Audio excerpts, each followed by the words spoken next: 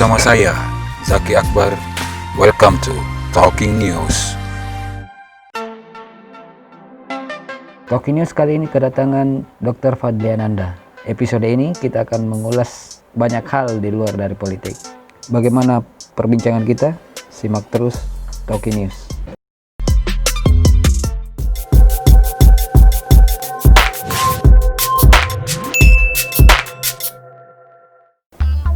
Dokter, Siap, makasih dok. Waktu Siap. di Talking News. siap. Bisa mungkin buka Saya masker buka masker nih. biar jelas suara. Iya. Nah, dibully kita lagi. Setidaknya kan kita sudah Jaga jarak, Dik. jaga jarak. Sibuk apa kita dok sebelum ini? Saya masih sibuk sosialisasi, masih sama rapat-rapat tim lah beberapa. Sebelum ke sini di mana kita di? Saya dari Baruga Somber, ya. Baru Baruga di Somber Posko ya, di Posko di Petarani. Mau katanya ini pas pengalaman tak debat ini. Pengalaman pertama debat di panggung Iya. politik. Pengalaman pertama di debat memang cukup menegangkan, cukup agak-agak ya namanya pengalaman pertama pasti kurang bisa explore lah ceritanya. Iya, jadi memang agak-agak ngeri-ngeri sedap. Awal-awalnya bagaimana? 1 jam pertama itu bagaimana rasanya? Sampai habis sebenarnya masih tegang, masih mencoba mengikuti irama, apalagi banyak senior-senior yang sudah terjun duluan di dunia politik, kita orang baru. Mungkin kalau hitungan baru betul-betul baru, saya yang betul-betul baru di situ. Makanya mencoba serelaks mungkin, dukungan dari tim juga sangat besar untuk bikin kita rileks sebelum bertarung lah ceritanya. Baru dan yang termuda ya. Dua termuda. Saya sama Zunun 35 tahun sama-sama. Kelahiran 85 sama-sama. Sama ya. Di debat itu Anda dengan Deng Ical itu berbagi peran apa di situ? Memang kita sama sekali tidak membagi sebenarnya. Kita yang mana kita bisa, kita jawab, dan memang kita sudah berdiskusi, yang terbagi itu cuma visi misi. Bagian awalnya Deng Ical, bagian akhirnya saya. Terus kalau seumpama yang lain-lain itu berjalan secara natural aja. On the spot aja di On the spot aja di panggung, yang mana kita bisa jawab, saya jawab, yang mana Deng Ical jawab, ya itu. Begitu aja. Jadi memang betul-betul natural lah kita bikin kemarin itu. Nah, respons orang-orang di luar pasca tim-tim Respon masyarakat banyak yang awalnya berpikir karena saya mungkin satu-satunya bukan politisi, Iya, betul. dari semuanya ya lumayan bagus lah responnya, lumayan kaget dengan penampilan perdana kami, Deng Ical dan Dr. Fadli. Ya, kebetulan saya juga dikasih ruang sama Deng Ical, jadi saya memanfaatkan ruang itu. Bagaimana saya memanfaatkan ruang yang diberikan sama Deng Ical. dan memang tidak ada porsi khusus ya. Kalau kami tidak ada porsi khusus, yang mana kita bisa kita jawab, yang mana Deng Ical bisa Deng Ical jawab, begitu aja. Kadang-kadang Pertanyaan apa yang paling berat menurut Anda waktu itu? so far sih nggak, semuanya hampir sama aja sebenarnya. Sebenarnya tergantung penguasaan materinya, dan kebetulan ya karena kita yang buat visi misinya kita dilibatkan juga, jadi tidak sekedar menghafal. Ya, kita betul-betul tahu nih visi misinya Deng Ical dan Dr. Fadli ini, kita memang libatkan beberapa orang di dalam situ, tapi Jadi bukan sekedar sodorkan naskah. kita bukan sekedar sodorkan naskah terus membaca, bukan seperti itu. Kita betul-betul ikut dalam pembuatan visi misi itu. Kebetulan Deng Ical juga sudah pengalaman, ya beliau juga banyak memberi masukan di visi misi kita itu. Jadi memang sebelum kita debat pun kita sudah mengetahui isi visi misi kita sebenarnya. Jadi sudah paham lah. Jadi paham dikit-dikit, tinggal diperlancar aja. Dok, banyak yang ragu sebenarnya sama dokter. Iya. Anda kan pure bukan politisi ya. Betul, Anda malah dikenal sebagai seorang dokter, betul. pengusaha, Dosen, juga. betul. Kenapa sampai terjun ke politik? Banyak. Ini pertanyaan yang keberapa kali. Iya. Saya cuma bilang ini mungkin jalannya saya untuk berpartisipasi, memperlihatkan kemampuan anak-anak muda non politik di Makassar itu ternyata ada juga bisa terjun di dunia politik, begitu. Karena banyak juga yang menyaksikan kenapa sih kita sudah di zona nyaman, alhamdulillah saya menjadi dokter spesialis, pengusaha, kenapa mau ikut-ikutan lagi di dunia politik? Kan cuman itu aja kan, musisi juga. Iya, musisi juga, pembalap juga. Iya. Ya cuman namanya anak muda selalu pengen ada hal-hal baru yang dibuat, apalagi untuk kemanfaatan yang lebih besar. Seperti itu mungkin. Jadi memang tujuan saya di politik ini insya Allah bukan lagi mencari sesuatu hal yang berbau untuk memperkaya diri saya. Saya sudah dapatkan itu di usia saya sekarang ini. Cuman insya Allah bisa lebih berguna untuk masyarakat yang lebih besar. Saya ini kecil di dalam lingkup keagamaan yang sangat kental. Bapak saya kita tahu sendiri, Kiai. Beliau selalu mengajarkan saya, orang yang paling bermanfaat itu adalah orang yang berguna untuk orang lain. Selama ini menjadi dokter, menjadi pengusaha, alhamdulillah kita bisa membuka lapangan kerja yang besar. Kalau kita bermanfaat di pemerintahan, insya Allah kita bisa mendapatkan manfaat yang lebih besar lagi. Tergantung sih di pemerintahan ini kita bisa bermanfaat apa tidak. Itu aja kan, cuman insya Allah dengan niat baik, semua jalannya dilancarkan. Saya juga nggak sangka saya bisa sampai sini. Nggak ada yang bisa sangka seorang dokter yang nggak ada basic. Titik awalnya di mana tuh waktu Anda memutuskan terjun ke politik? Diskusi-diskusi sebenarnya, diskusi sama teman. Kita sudah pernah sempat diskusi, orang-orang yang awam politik ini, anak-anak muda awam politik, kita sudah diskusi. Kamu aja yang maju, kamu aja gitu. Karena sekarang ini eranya, jangan sampai nanti aturan-aturan dari pemerintah tidak berjalan dengan kondisi yang terjadi sekarang. Dan yang paling mengerti kondisi sekarang ini ya era-eranya kita. Jangan sampai nanti aturan-aturan ini cuma copy paste. Tidak diikuti dengan perkembangan zaman. Dan itu yang kita takuti dari anak-anak muda, generasi kami. Dan selama ini kami melihat seperti itu. Banyak pekerjaan-pekerjaan baru dari anak-anak muda ciptakan tidak diapresiasi oleh pemerintah. Mungkin saya bisa simpulkan ya, niatan itu muncul berawal dari obrolan warung kopi mungkin ya? Betul, obrolan kita, keinginan kita supaya bisa ada peran anak muda dalam pembangunan Kota Makassar. Begitu. Saya juga penasaran soal Anda sudah dokter, Anda pembalap, Anda musisi. Saya nggak singkirkan politik dulu. Di antara 3 profesi ini apa yang mana yang paling Anda gemari? Paling gemari dokter.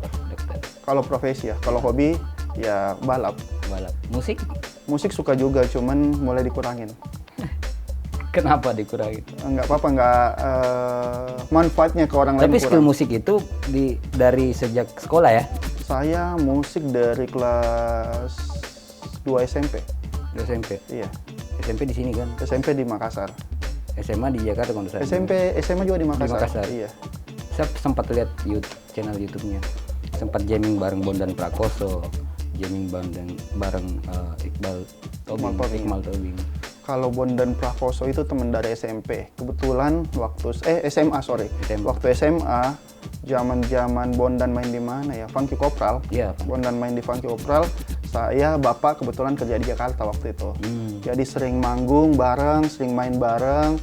Tanpa ada, saya nggak tahu sebenarnya. Saya nggak tahu bakalan bisa jamming sama Bondan. Cuman lama-lama makin jalan. Tanpa musik pun kita selalu jalan bareng sama Bondan. Nongkrong bareng. Kalau Iqmal emang dikenalin nama Bondan juga. Kalau yang lain-lain itu beberapa dikenalin nama Bondan lah. Karena ada satu geng ceritanya, kami di situ berkumpul. Ada Bondan, ada Eza Yayang kalau artisnya. Eza Yayang juga ada. Eza Yayang ini artis. DOT ya? DOT dan beberapa teman lah. Yang kita sepergaulan, memang teman main. Jadi emang sahabat lah ceritanya. Dari dulu yang dari dulu, dari SMA. Tapi keren sih dok. Jamming yang saya sempat nonton lagunya Muse kalau nggak salah. Iya. Kalau Muse itu kita memang sebelum Muse booming kita udah mainin lagunya Muse. Makanya kemarin pas iseng-iseng 2015 selesai saya dokter, saya ke Jakarta. Saya bawa anak saya ada belanja di situ, tiba-tiba ketemu sama Bondan ngajakin, yuk bikin YouTube channel. Main apa? Saya sudah tidak tahu main musik kan, gitu-gitu kan. Ya udah lagu-lagu. Jadi itu video yang gitu video lama. Video lama 2015 itu. Oh. 2015 kita bikin. Pas saya selesai dokter, akhir-akhir 2015 saya selesai dokter, saya dokter spesialis, saya bikin sama Bondan. Iseng-iseng aja sebenarnya. Jadi memang spesialisnya di musik, alat musiknya drummer ya? Drum saya. Cuman sekarang udah tempo lari-lari udah nggak bisa dibilang musisi lagi. Ngomong-ngomong soal musik, ya. Nah sama sih pertanyaan saya kemarin dengan beberapa orang. Musisi-musisi lokal kita kan jarang ada yang sampai ke tingkat nasional. Betul. Nah kira-kira apa yang menyebabkan itu? Mungkin karena faktor pemerintah mungkin yang kurang support atau bagaimana? Dulu, kalau kita berbicara dulu, kalau Bapak kenal namanya band Magneto. Ya, band Magneto itu yang bawa ke Jakarta. Oh, saya yang bikin menjadi juara 1 di Live Wanted kemarin. Email Wanted. Iya. Generasi setelah The Massive. The Massive ya? Setelah The Massive, Magneto yang juara 1 sebenarnya. Iya, dan bisa di cross check langsung sama pemain-pemain Magnetonya. Saya yang mulai dari kostumnya, dulu kan kita tahu kostumnya musisi Makassar itu metal banget kan. Kita ajarin gayanya begini, kalau di panggung jangan terlalu tonjolin gitarnya, yang ditonjolin ini vokalisnya sampai segitu kita ajarin kemarin. Dan memang waktu itu star syndrome kali. Dia kaget langsung tiba-tiba menjadi star, meledak. Ya ada perpecahan lah di mereka. Nggak sampai, bahkan uang promonya yang saya tanda tanganin itu dialihkan ke band lain. Begitu, sehingga band lain yang lebih membumi daripada Magneto itu sendiri. Dan setelah Magneto hampir nyaris tidak ada penerus. Iya, setelah Magneto hampir nggak ada karena orang sudah tanggapan tentang musisi Makassar sudah beda, sudah nggak bagus. Iya. Nah kira-kira Anda masih punya program soal itu? Kalau sekarang kan musisi ini nggak perlu lagi harus punya label besar, harus dimanfaatkan era digital sekarang. Banyak platform yang bisa mendukung. Platform yang bisa mendukung, dan maksud saya pemerintah harus hadir di situ sebenarnya.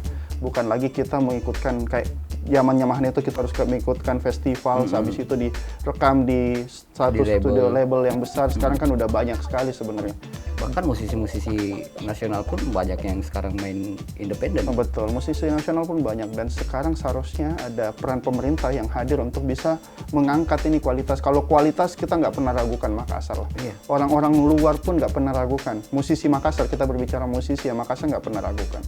Cuman memang yang paling penting adalah bagaimana attitude-nya ini, rasa puasnya mereka, dan bagaimana pemerintah bisa hadir untuk mengangkat teman-teman ini semuanya. Sebenarnya satu sih, kalau saya punya prinsip, jangan sampai ada yang profit oriented di teman-teman musisi. Profit oriented nggak apa-apa, cuma kita harus jalanin step-stepnya dulu. Jangan sampai itu yang jadi jangan sampai itu yang awal. Kalau umpama sudah besar mau jadi profit oriented, it's okay. Kalau umpama masih awal ya kita harus memang betul-betul berjuang. Pure karyanya. Menarik sih Dok, karena Pusakata sempat kesini kemarin. Pusakata dia sempat sayangkan sih. Musisi lokal di Makassar agak kurang disupport sama pemerintah. Dan itu jadi PR sih. Banyak kok, bukan cuma musisi yang tidak disupport oleh pemerintah. Profesi lain. Profesi capster, profesi barista kita nomor 4 dunia loh. Nggak ada yang apresiasi sampai sekarang. Rian kan? Rian, makanya itu saya bilang. Sampai internasional loh. Bawa nama Makassar. Bawa nama Makassar. Pembalap, jangan cuma profesi baru, pembalap aja. Kadang-kadang balap bangga bawa Makassar, pakai biaya sendiri loh. Tiba-tiba diambil sama kota lain. Biasa Makassar agak marah, cuman kota lain membayar kita. Kadang-kadang seperti itu, profesional. Jadi memang perlu perhatian pemerintah lah. Kita lihat bagaimana Bandung bisa berkembang dengan bantuan-bantuan pemerintahnya. Bagaimana anak mudanya bisa diberikan. Paling ingat Bandung soal clothingnya. Semua clothing, mau balapan juga disupport, anak-anak skaters juga disupport, semuanya, hampir semua. Dan itu yang sampai sekarang saya tidak melihat di pemerintahan Kota Makassar. Itu sebenarnya bukan miskin kreativitas ya, bukan miskin skill, cuma miskin apa ya? Miskin dukungan mungkin. Miskin support. Kalau saya talent kita banyak kok. Kalau umpama kita bayangin nih, umpama contoh lah pembalap dari Makassar asli, tanpa dibiayai pemerintah pun dia bakalan balap juga. Apalagi kalau dibantu sama pemerintah, dia bakalan berprestasi. Sama seperti Anda kan biaya sendiri ikut-ikut balap. Saya biaya sendiri, alhamdulillah disponsorin ada beberapa. Udah ada beberapa sponsor. Sudah ada sponsor masuk. Sudah ada beberapa. Di awal-awal mungkin biaya sendiri. Di awal-awal pasti biaya sendiri. Namanya orang merangkak pasti biaya sendiri. Begitupun dengan atlet-atlet kita. Semua atlet. Saya paling ada satu atlet bulu tangkis potensial asal Parepare, dia masih muda, tapi betul-betul dia dapat pelatnas itu murni karena biaya orang tua. Sayang kan? Betul. Pemerintah kota setempat tidak pernah lirik. Betul. Padahal dia ini bawa nama Parepare keluar. Nah di sini pun ada atlet karate. Nah kalau bicara soal atlet, Dilan bagaimana melihat itu?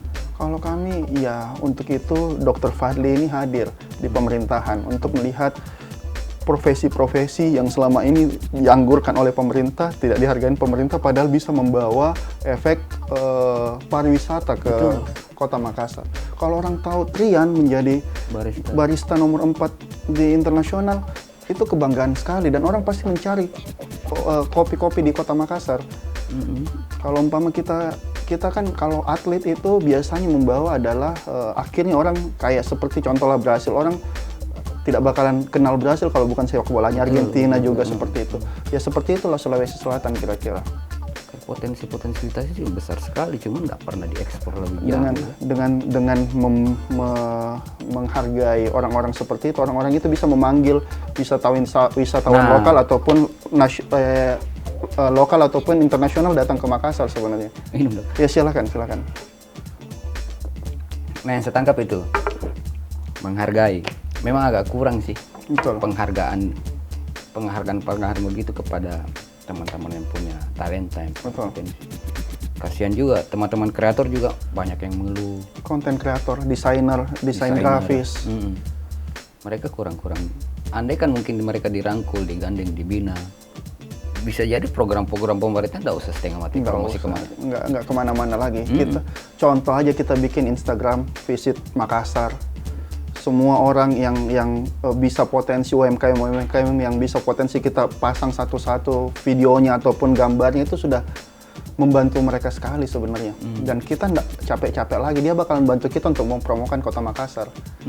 Pariwisata kita panggil aja orang-orang selebgram Kota Makassar atau selebgram luar untuk datang ke sini sekali, itu bakalan bisa mengundang. Udah beda pendekatan. Kita nggak perlu lagi beriklan besar-besaran kemana-mana, nggak usah lagi. Tinggal memanggil aja gitu. Iya, mereka kan punya pasar sendiri, punya penggemar sendiri. Dok, kita kembali ke politik. Siap. Saya mau tahu cerita awalnya Anda bergandengan dengan Deng Ical. Awal-awalnya kan Anda santer dipasangkan dengan Dani, dengan Pak Dadi, dengan siapalah. Betul. Bahkan Deng Ical mungkin nggak pernah ya waktu awal-awal itu. Awal-awal sempat juga sama Deng Ical. Saya pertemuan awal sama Deng Ical itu, kalau kita berbicara pertemuan awal, saya ketemu awal sekali di Gempa Palu. Saya waktu tsunami itu. Iya, tsunami kemarin. Saya kemarin di Palu, saya menjadi relawan kesehatan. Saya orang pertama bersama tim 6 orang yang sampai di Palu. Menjadi relawan. Setelah itu datanglah relawan PMI Deng Ical. Jadi waktu itu kita melakukan operasi darurat di tempat yang di luarnya sudah mayat, kondisional, tidak ada air, tidak ada apa, kita lakukan operasi. Setelah itu Deng Ical yang tim-timnya PMI yang mengevakuasi ceritanya. Kita mau operasi, beliau mengevakuasi. Di situ sempat diskusi-diskusi sama Deng Ical. Ya beliau berpikir, bilang orang-orang seperti ini sudah harus berpikir tentang politik, karena ini politik tentang kemaslahatan, gitu-gitu. Saya nggak pertemuan pertama kali seumur hidup atau pertemuan pertama intens komunikasi. Yang intens komunikasi. Dan di situ Deng Ical sempat suntik soal politik. Iya, suntik tentang politik.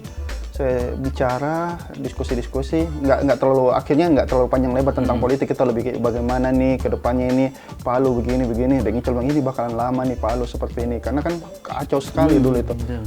Akhirnya ya setelah itu jalan-jalan kemarin pada waktu Pilpres, kebetulan teman saya dokter, ada namanya Dokter Hana, anaknya Kiai Maruf. Beliau Kiai Maruf Amin. Kebetulan saya sama NU juga, dekat juga sama Dokter Hana, sesama profesi. Dia ngajak saya untuk bantu abahnya di Kota Makassar. Akhirnya saya mencoba mengambil peran itu, begitu. Akhirnya ya mulai kenal orang-orang politik. Di situ awalnya ya? Di situ awal-awalnya. Sebelum Pilpres ya? Setelah Pilpres? Sebelum Pilpres. Iya, sebelum Pilpres. Kan Gempa kalau nggak salah 2018 ya? Iya. Jadi di situ awalnya. Anda mulai tertarik sama politik, bergaul dengan orang-orang saya politik. awal-awal sekali di politik, saya diajakin sama Pak Dolamando sebenarnya. Jadi wakil bupati beliau. Di situ pertama sekali saya politik. Tapi saya bilang saya siap menjadi main politik, yang penting ada persetujuan dari orang tua saya. Waktu itu saya baru banget selesai sekolahnya, baru banget membangun usaha. Ayah saya bilang ya saya tidak mau lepas anak saya untuk ke politik begitu. Nah, sampai akhirnya Anda berpasangan dengan Deng Ical. Setelah di antara nama-nama kemarin kan banyak yang dipasangkan dengan Anda. Dani pun santer sekali waktu itu. Betul. Bahkan lebih duluan Dani kalau tidak salah ya. Anda dipasangkan dengan Dani. Dicoba-coba pasangkan dengan Dani. Betul. Mungkin. Saya beberapa simulasi sih saya dipasangkan sama beberapa calon. Saya melihat ya saya sih mengikuti aja. Sampai sekarang pun saya mengikuti aja. Saya masih belajar kok sekarang. Sampai sekarang saya masih belajar berpolitik ini. Bagaimana caranya? Saya sempat shock culture namanya. Sempat tiba-tiba shock, begini sekali Pak ini politik. Kaget juga, kencang sekali. Saya yang selama ini kita ya santai jalan-jalan, ternyata kencang sekali nih politik ternyata. Apalagi waktu pada saat mau penentuan partai-partai. Itu stres ya? Bukan stres sih, lebih ke shock. Iya, melihat kenapa begini sekali nih politik? Ya sampai satu partainya kabur, terus ada partai baru lagi. Kita sudah komit, kabur, lari, gokil ini. Cuman maksudnya ya mencoba menikmati. Namanya kita belajar, anak muda itu harus selalu keluar dari zona nyaman, mencoba hal-hal baru itu, hal yang baru buat anak muda. Kalau saya pribadi seperti itu. Kita gagal, kita berhasil itu kan sudah takdirnya Allah. Saya pribadi selalu, karena lagi-lagi saya selalu diajari sama Bapak, yang penting kita adalah tugas kita adalah berusaha bersungguh-sungguh, berdoa bersungguh-sungguh. Kalau hasil akhir ya serahkan aja ke Allah. Tapi Anda di 2000 waktu disidap kan Anda di orang tua nggak mengizinkan. Iya, betul. Di saat ini sekarang sudah 100% Bapak support. Awal-awal pun mau maju sebenarnya sempat ibu yang tidak setuju lagi. Gitu. Bang, ngapain kamu kan sudah gini, sudah aman. Apalagi kamu cari orang itu, carinya begini. Banyak orang yang mau seperti kamu keluar lagi dari zona nyaman kan gitu-gitu. Bang, ya ini untuk pengabdian yang lebih besar. Dan Bapak saya selalu membilang ya itu. Ya kalau umpama anak memang sudah berpikiran ke sini ya serahkan aja. Dia sudah 2 kali ada kesempatan ini, biar dia coba dulu. Masalah hasilnya kan Allah yang tentukan. Jadi soal hasil orang tua enggak pusing ya? Ya tugas kita kan berusaha dan berdoa. Kalau saya lebih ke sana. Kalau masalah hasil ya Allah yang tentukan. Nah, sampai titik Anda memutuskan berpasangan dengan Deng Ical? Saya menetapkan waktu setelah Palu itu. Setelah Palu pandemi Covid, pandemi Covid mulai, di situ kita mulai intens lagi. Dan saya memutuskan akhirnya ya kita cobalah kapan lagi orang kemanusiaan bisa bersama-sama di politik gitu. Iya, yang paling sosok yang paling berperan di situ untuk memperpasangkan Anda dengan Deng Ical. Banyak orang lah. Banyak orang. Termasuk Pak Iyas mungkin? Termasuk Pak Iyas, termasuk Pak Andi Ridwan Witiri, Pak Rudi Petergoni, banyak lah. Jadi banyak tokoh-tokoh besar yang mendorong Anda ya untuk berpasangan dengan Deng Ical? Akhirnya ke sana. Akhirnya mengarahkan kemana kita berlabuh lah ceritanya. Nah, selama jalan sama Deng Ical, pendapat Anda tentang Deng Ical seperti apa? Menilai sosok Deng Ical itu? Menilai sosok Deng Ical itu, Deng Ical orang yang betul-betul santai ceritanya. Betul-betul somber. Kalau kata-katanya orang somber, betul-betul itu aslinya somber. Saya mencoba untuk seperti beliau dengan mood yang berbeda-beda, nggak bisa, Bos. Itu nggak bisa dibikin-bikin. Memang karakter seperti itu. Mungkin ada sekali-sekali marah, sekali-sekali nggak nyaman, cuma setelah itu ceria lagi. Kadang-kadang saya bingung sendiri, pusing sendiri, ada masalah kan gini saya pusing. Deng Ical hadapin dengan santai. Mungkin pengaruh beliau sudah lebih duluan menghadapi tekanan-tekanan seperti ini. Kalau saya akuin, saya ini karena sombernya Deng Ical itu menjadi beban sama saya. Takutnya saya tahu memang saya tidak sesomber beliau. Tidak sebisa menahan tekanan seperti beliau. Dan tagline-nya Sombere ini terlalu beban buat saya. Kalau beliau kan sudah memang karakternya seperti itu. Sudah melekat sama dia. Melekat sama dia. Kalau saya pribadi kan belum tentu juga. Saya ini orang baru kan. Anda belum kan dilihatnya ya. cool, kalem, santai. Betul. Nggak banyak bicara. Nggak banyak bicara. Kalau saya kan begitu memang tipikalnya lebih cool. Nggak Sombere kan. Nggak menyapa kemana-mana. Di warkop pun kalau bukan orang dekat, iya. agak segan bicara sama dokter kan. Makanya. Jadi warkop pun ya saya nggak bisa seperti Deng Ical menyapa semuanya, nggak bisa karena belum terbiasa. Maksudnya bukan kita, dan saya mau tetap menjadi diri saya pribadi di dunia politik. Jangan menjadi orang lain. Ya. Walaupun saya suka sama karakter Deng Ical, cuman ternyata nggak gampang jadi seperti beliau. Dengan tetap digimanain, tetap senyum gokil ini. Maksudnya orang bisa menganggap ini cuman pencitraan dalam waktu yang lama, nggak bisa juga. Emang hampir semua orang ngomong seperti itu. Betul. Menilai sosok Deng Ical seperti itu. Nah, selama jalan Deng Ical, pelajaran politik apa yang paling penting yang mungkin Anda sering diskusi soal belajar politik sama beliau atau bagaimana? Saya malah berjalan aja sih. Beliau ini bagusnya karena memberikan ruang yang besar kepada saya untuk belajar, memberikan betul-betul ruang. Saya pas debat aja dia tidak ngajar-ngajar saya. Kau bilang begini. Nggak ada briefing ya? Kau belajar aja nanti ya. Nanti kita satukan. Begitu aja. Ya kalau umpama itu salah satu kelebihan dan kekurangan sih, maksud saya. Kekurangannya nanti saya salah gimana. Cuman beliau itu betul-betul mempercayakan kalau salah nanti kita perbaiki sama-sama. Gitu aja. Artinya dia tidak memberikan beban apa ya? Iya, tidak memberikan beban besar kepada saya. Besar, ya? Dia betul-betul memberikan ruang gerak yang besar buat mungkin saya. Karena dia tahu anak muda tidak bisa ditekan, Pak. Mungkin juga. Semakin ditekan semakin memberontak ya kan? Mungkin. Karakter anak muda kan pada umumnya seperti itu. Mungkin begitu. Jadi beliau betul-betul cuman kasih job deskmu di sini kalau umpama menit ke sini kau ya. Oke, siap. Gitu aja. Jadi kau bilang apa saja terserah. Nah, jadi makanya lebih lepas juga kita kemarin kan. Dan kelihatan sih di layar siapa yang lebih lepas, siapa yang lebih santai. Nah, selama main di politik, jauh sebelumnya mungkin ada sosok yang diidolakan mungkin ya di politik. Saya banyak idolanya. Iya, di dunia politik banyak idola saya. Kalau lokal ya Soekarno, Soeharto tetap itu dua pribadi, walaupun dengan kelebihan dan kekurangannya masing-masing, saya tetap mengidolakan mereka. Masing-masing punya keunggulan sendiri. Masing-masing, walaupun ada orang bilang Soekarno jeleknya di sini, Soeharto jeleknya di sini, tapi mereka punya kelebihan masing-masing. Dan bagaimana kita bisa mengambil kebaikan-kebaikan itu. Semua orang kan punya kelebihan dan kekurangan. Kalau saya sih lebih ke sana. Kalau di lokal? Kalau di lokal itu Soekarno sama. Kalau di Sulsel saya suka Pak SYL, Pak Agus Arifin Nukmang. Itu dua sosok yang menurut saya setia hingga akhir. Maksud saya terbukti ya. Susah untuk bisa menyatukan orang dengan Pak Agus, mungkin menahan egonya. Pak Sarul memberikan ruang kepada Pak Agus, itu agak susah. Prof NA juga akhir-akhir ini menjadi salah satu orang yang menurut saya visioner. Dan yang lain lagi Pak Iyas paling. Pak Iyas. Dok, kasih saya satu kata yang bisa memotivasi teman anak-anak muda untuk memilih.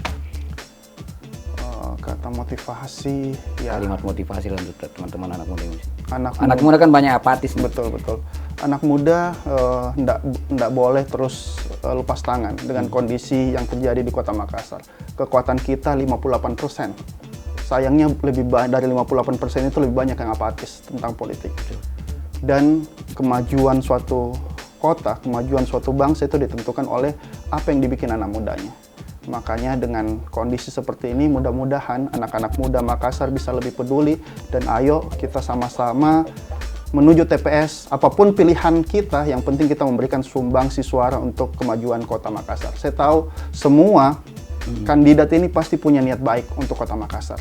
Cuman caranya yang beda-beda. Kita mau mengambil pemimpin yang seperti apa aja.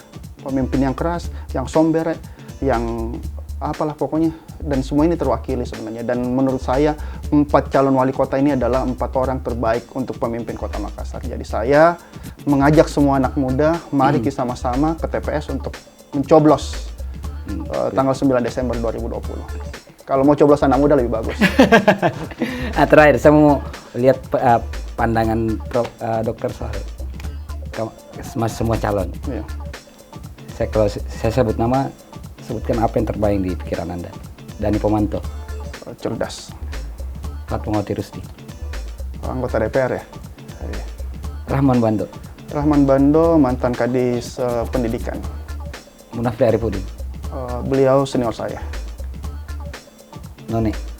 None cerdas juga. Zunun. Sunun Sangkatan. Deng Ical. Deng Ical ya calon wali kota Makassar 2020. Insya Allah. Amin. Dok, terima kasih banyak dok. Makasih banyak. Seru obrolannya. Lain kali kita undang lagi ya dok. Terima kasih banyak Bos. Sudah diundang ini.